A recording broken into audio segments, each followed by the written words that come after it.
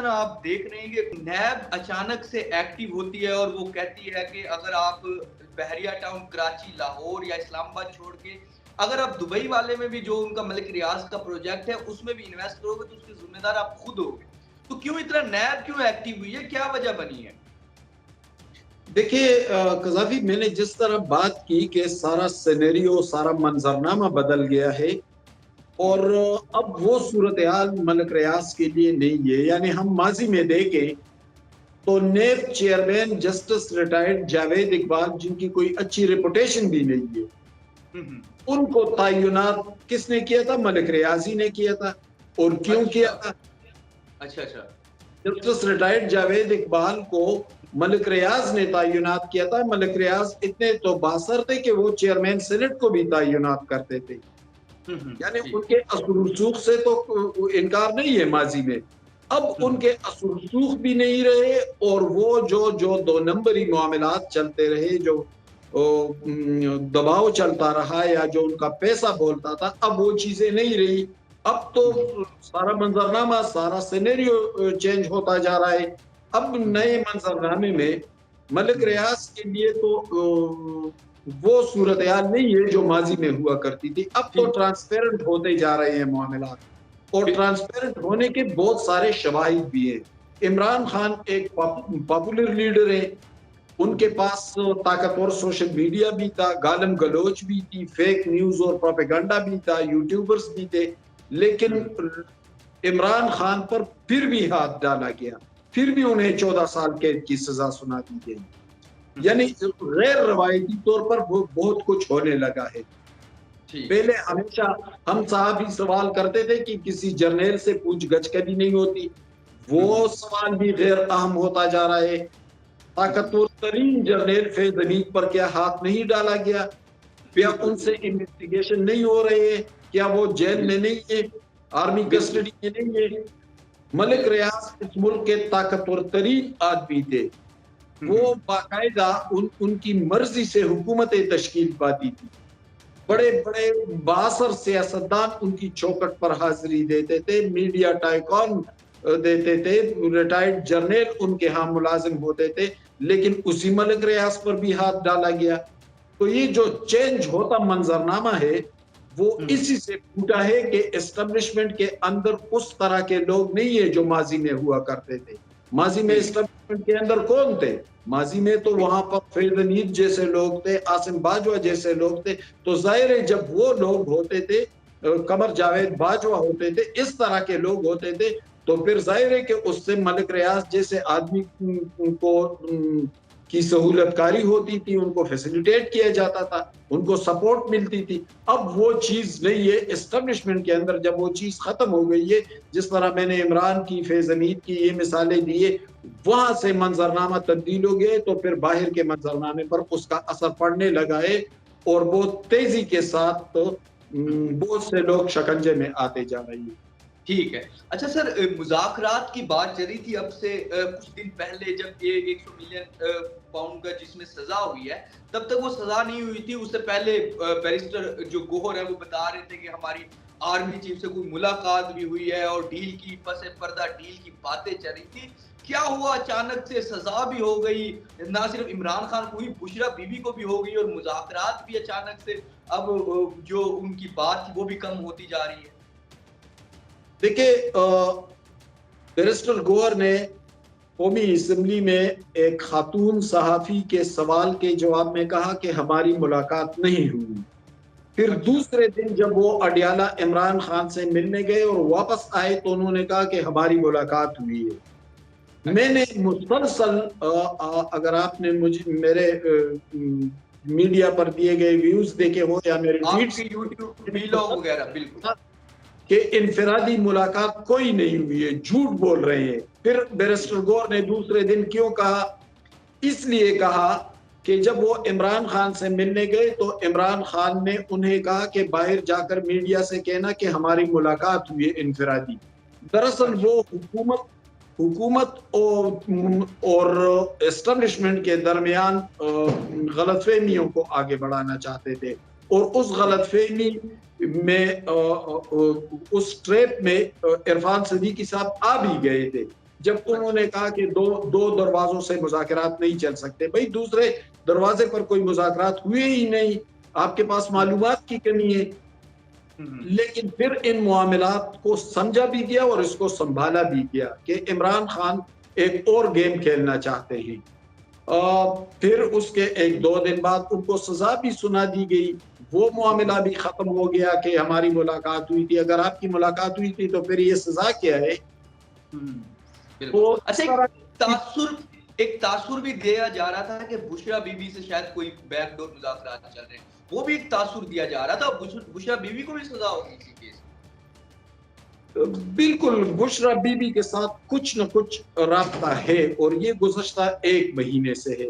دیکھیں 23 دسمبر کو فیصلہ سنایا جانا تھا اور 22 دسمبر کو میں نے ٹویٹ کیا تھا کہ بشرا بی بی کے ساتھ کچھ معاملات چل پڑے ہیں.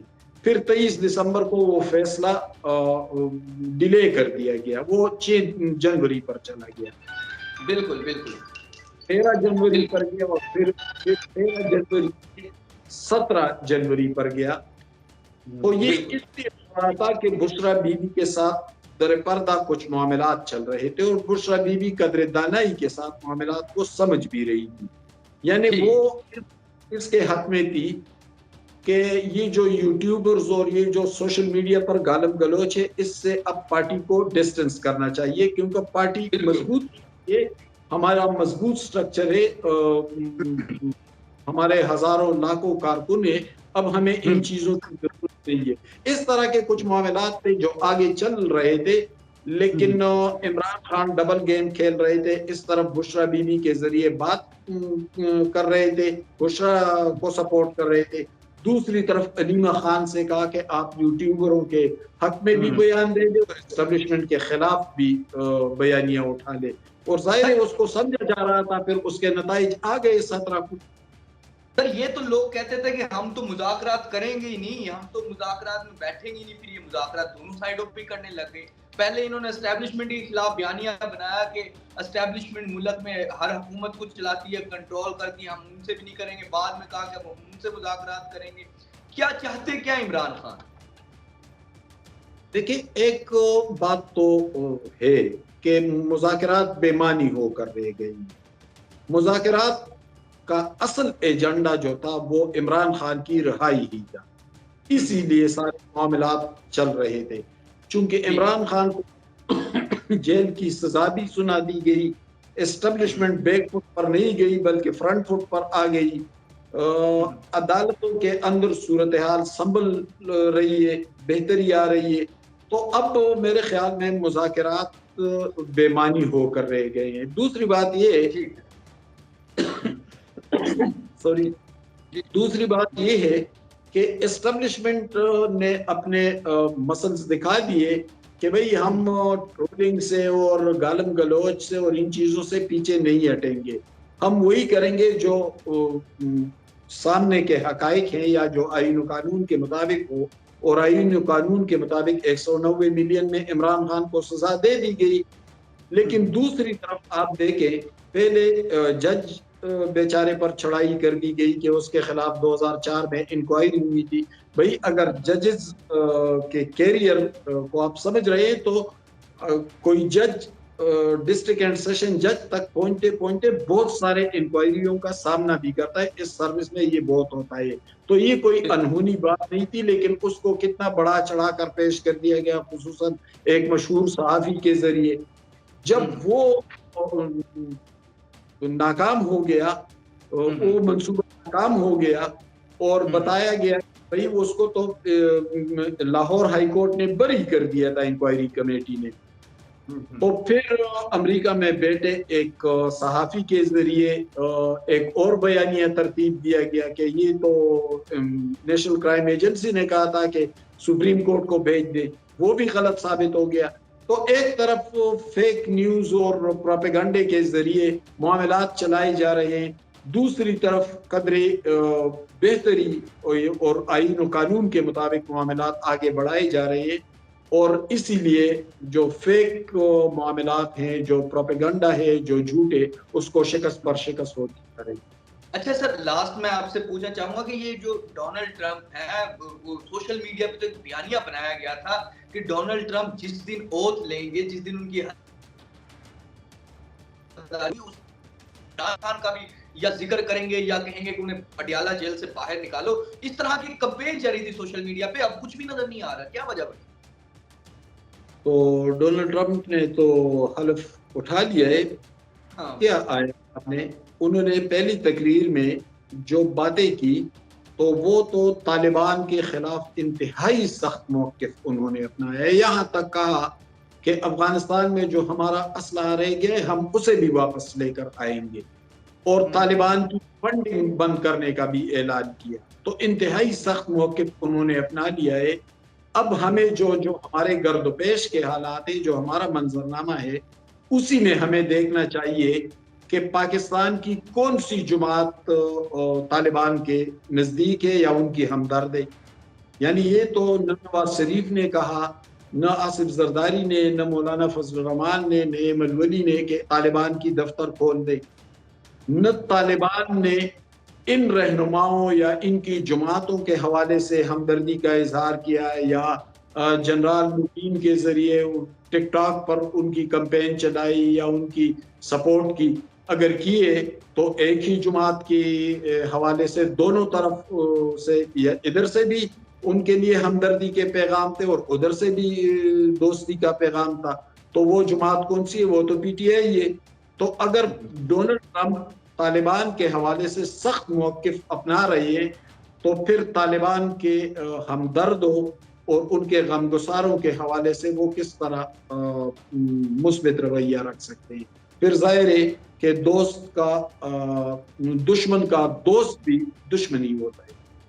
بالکل. اچھا سر، رچرڈ گرنیل تو بڑا ایکٹیو تھا اور اوورسیز پاکستانی جو ایک پروپوگنڈا بیانیہ، ایک پروپوگنڈا پھیلا رہے تھے پاکستان میں، اب وہ سارے خاموش ہو گئے ہیں جب سے ڈونلڈ ٹرمپ نے اوتھ لیے.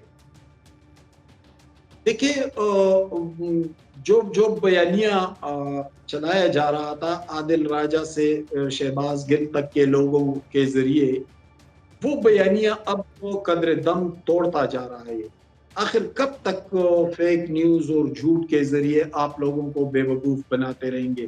لیکن میں ایک اور چیز بھی نوٹ کر رہا ہوں، وہ جو مخالف صف میں کھڑے صحافی یا سوشل میڈیا ایکٹیوسٹ تھے، جو عمران مخالف تھے یا بالفاظی دیگر اس سیاست کے مخالف تھے، تو انہوں نے بہت حد تک غلبہ حاصل کرنا شروع کیا ہے. وہ کہ غیر محسوس طریقے سے یہ سب کچھ ہونے لگا ہے.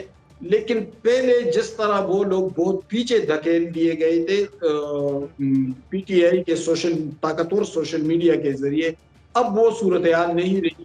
اب وہ لوگ بہت فرنٹ فٹ پر آ گئے ہیں اور انہوں نے پی ٹی آئی کے اس طاقتور سوشل میڈیا کا دم خم نکالنا شروع کر دیا ہے اور بہت حد تک ان کو پیچھے بھی دھکیل دیا ہے. اب تک قدر اعتدال میں معاملات آ گئے ہیں. بالکل ناظرین، جس طرح کے ہمارے حسن صاحب بتا رہے تھے کہ جو ایک پروپوگنڈا کی لہر تھی اور جس میں ایک فیک خبریں پھیلائی جا رہی تھی، اب وہ دم توڑتے جا رہی ہیں. فی الحال کے لیے نئے دور سے معمر قذافی کو اور حماد حسن صاحب کو اجازت دیجیے. خدا حافظ.